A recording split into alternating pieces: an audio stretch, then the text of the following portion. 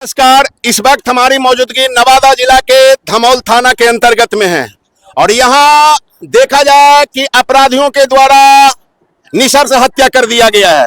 अब हम जानने का कोशिश करेंगे तमाम परिवार का। देखिए आज रो रो कर बुरा हाल है। इनके घर पर जो देख रहे हैं ना, आज चित्कार का माहौल बना हुआ है और बिहार के सम्राट चौधरी जी के द्वारा कहा जाता है, बार बार प्रशासनों को कहा जाता है कि बिहार में किसी प्रकार का अगर हत्यारा हो या अपराधी हो तो उन्हें बख्शा नहीं जाए। लेकिन आए दिन अपराधियों का मन काफी तेजी से बढ़ रहा है। अरे हमको तो लगता है ना कि प्रशासन पर कहीं अपराधी ना भारी पड़ रहा है। हम तमाम ग्रामीणों से बात करने का भी कोशिश करेंगे। चलिए, क्या हुआ क्या हुआ? मेरे पिता को मार के कौन? आपके पापा को कौन मार दिया? आनंद यादव का बेटा। आज इनके आंखों का आंसू पोंछने वाला कोई नहीं है। इनके आंख का आंसू आखिर समझने वाला कौन है? बिहार में निशा से हत्या लोगों को कर दिया जाता है। ये देखा जाए, ये देखा जाए। मेरा एक भाई है, उसका राजा कौन है? सब मारने वाला है, उसको कौन खिलाएगा? इस दुनिया में नहीं रहे और अपराधियों के द्वारा उन पर हमला कर दिया गया। कोई नहीं है, सब बुलाइए, अन्ना दीजिएगा इसको, बुलाइए इसको, हम पेट में चाकू भोंकते से मार देंगे। बुलाइए इसको। हम इसको मेरा भाई है, छोटा है सर, मेरा भाई छोटा, इसका सिवा मेरा पिता था, उसका जाना। आपके पापा कहाँ से आ रहे थे बेटा? क्या नाम है आपका? तो आप कहाँ थे उस समय? आपके पापा के साथ जब घटना घटा उस समय कहाँ थे? तो कैसे जानकारी हुआ कि ये मेरे पापा के साथ इस तरह का घटना घट गया है?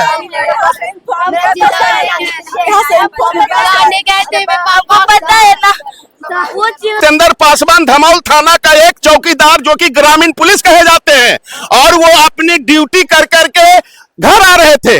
अचानक जो है सो रास्ते में अपराधियों के द्वारा उनके ऊपर चाकू से प्रहार कर दिया गया और जब अपराधी घटना घटाकर जब भागने लगे ना तो उनकी कुछ साक्ष्य छूट गई। संजोग ऐसा हुआ कि पुलिस जब घटना स्थल पर पहुंची तो वहां पर घेराबंदी लगा दिया गया। ये पुलिस के द्वारा किया गया है। हालांकि जितेंद्र पासवान की 5 पुत्री है, जिसमें 2 पुत्री की शादी कर दिए थे और एक पुत्री का शायद शादी 25 तारीख को करने वाले थे।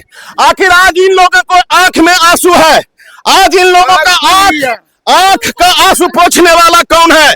बिहार के सम्राट चौधरी जो गृह मंत्री कहे जाते हैं, उनके द्वारा बार बार कहा जाता है। पर भी करवाई, मुखिया ने ऐसा करवाया सर, जब से मुखिया बना सर उसी ने करवाई, उसी पर कार्रवाई कीजिए। वो ज्यादा पासवान में लड़ाई हुआ था, मेरा घर से लड़ाई नहीं हुआ था। उसका बदला निकाले। लाइन काट दिया गया, घटना के समय लाइन काट दिया गया। 10 लड़का था, 10 लड़का था। मेरा भाई के मुंह मार दिया था और कोई हाथ पकड़ा है, कोई चाकू पेट में मार रहा था और मेरा भाई जब चाकू निकाल दिया और निशर से हत्या किया गया और निकाल दिया। इसका भाई, मेरा भाई चिल्लाया, माय माय 3 लेवल चिल्लाया। सुने सुने ये सब भूत टकरा रहा। अरे इसका साथ लगा हुआ, देखिए ये वही लड़की है जिसका शादी 25 तारीख का ये धमौल गांव से डोली उठने वाला था। अरे संजोग ऐसा हुआ कि इस लड़की का डोली उठने से पहले जितेंद्र पासवान की अर्थी उठ गई और का आंसू पोंछने वाला आखिर कौन है?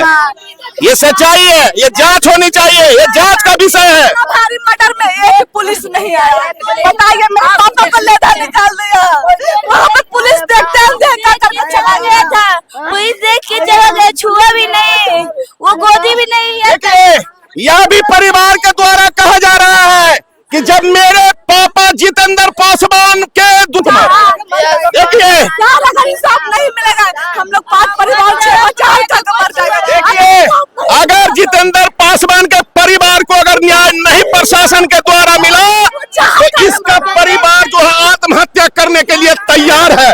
ऐसा हुआ कि जिस अपराधी के द्वारा घटना घटाया गया वो जब भागने लगे ना तो उनकी साक्ष्य भी कुछ छूट गई, जो कि प्रशासन के द्वारा वहां घेराबंदी भी किया गया है।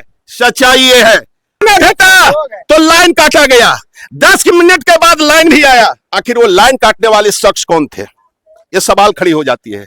क्या वहाँ चाकू मारने के बाद भी वो लोग वापस आ करके चला गया। वो गाड़ी भी मांगे इन लोग, तो इन लोग के गाड़ी भी नहीं मिला।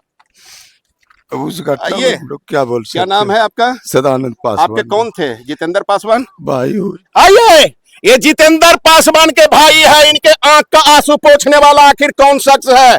आज इनके आंख में आंसू है। आंसू इस बात का है कि 100-200 मीटर की दूरी पर थाना है और थाना के जस्ट बगल में इस तरीका का घटना अपराधियों के द्वारा घटाया गया।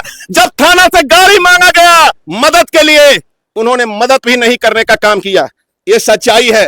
हम तो सम्राट चौधरी जो गृह मंत्री हैं, मैं उनसे आरजू विनती करता हूं कि अपराधियों पर आखिर नकेल कब कसा जाएगा।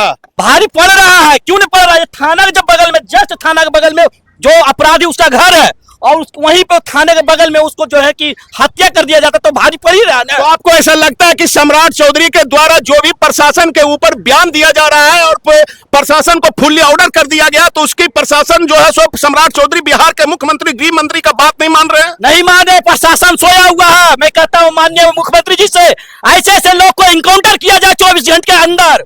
ऐसे से अगर इनकाउंटर नहीं करते हैं तो कल 6 महीना में, साल भर में फिर छूट के आएगा, फिर मर्डर करेगा, फिर छूट के आएगा, फिर मर्डर करेगा। इन लोगों ने धंधा बना दिया मर्डर कर करके। और मैं ये अनाउंसमेंट किया था कि मेरे सामने अपराधी माफिया नहीं रहेंगे।